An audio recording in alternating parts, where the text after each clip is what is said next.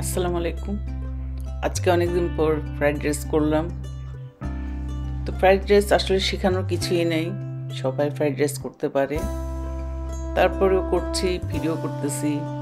দু রকমের পেঁয়াজ দিয়ে প্রথমে একটু ভেজে নিচ্ছি তেলের মধ্যে, এরপর দিয়ে দিব ফ্রোজেন পিস মানে মটরটা একটু ভাজা হলে, কারণ ফ্রোজেন তো আমার কাছে একটু গন্ধ লাগে, এই জন্য আমি একটু ভালো করে ভেজে নিই। আর চিকেনকে আমি ম্যারিনেট করে রাখছি আগেই, ওখান থেকে কিছু চিকেন দিয়ে দিলাম। চিকেনটাও একসাথে ভেজে নিচ্ছি।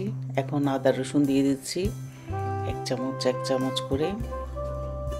তারপর দিয়ে দিচ্ছি ব্ল্যাক পেপার, হোয়াইট পেপার, তারপর দিয়ে দিচ্ছি সয়া সস,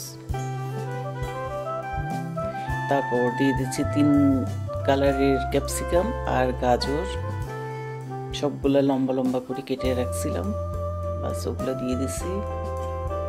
এখন এগুলোকে ভালো করে ভেজে নিব। আর এখানে আমি 5টা ডিমকে ভেঙে নিছি। আর এক সাইডে এখন আমি 5টা ডিমের সাথে একটু লবণ আর একটু লাল মরিচ দিয়ে ভালো করে ফাটিয়ে তেলের মধ্যে আলাদাভাবে ভেজে নিচ্ছি। কারণ ডিমকে আলাদা করে ভেজে দিলেই আমার কাছে ভালো লাগে, জিনিসটা দেখতেও ভালো লাগে, খেতেও ভালো লাগে। যখন একটু ভাজা হয়ে যাবে, তারপর আমি যে ক্যাপসিকাম চিকেন ওখানে দিয়ে দিব।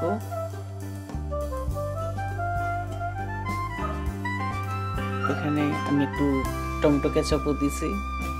তারপর এখন ভাজা ডিমটা আমি এখানে দিয়ে দিলাম একসাথে, দিয়ে একটু ভালো করে নাড়াচাড়া দিয়ে এখন দিয়ে দিব চাল। আমি আগেই ভাতকে রান্না করে নিয়েছি, একদম ঝরঝর করে ভাতটা রান্না করে, বাস এখন এখানে ডাইরেক্ট দিয়ে দিব ভাতটা। একদম শর্টকাটে করে নিচ্ছি।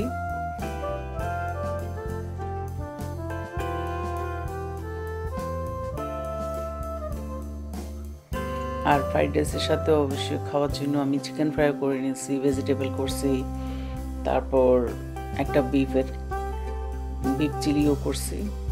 এই যে দেখেন কি সুন্দর হয়েছে, একদম ঝরা। চালটা আমি 80% সিদ্ধ করে নিয়েছিলাম, মানে আলাদাভাবে ভাতটা রান্না করছি। এখন এখানে কাঁচামরিচ আর ধনিয়া পাতা দিয়ে দিলাম, বাস এখন নাড়াচাড়া দিয়ে বাস ঢাকনা দিয়ে রেখে দিব। একটু পরে আমরা খাবো। আশা করছি ভিডিওটা ভালো লাগবে। ভালো লাগলে অবশ্যই লাইক করবেন, শেয়ার করবেন। আল্লাহ হাফিজ।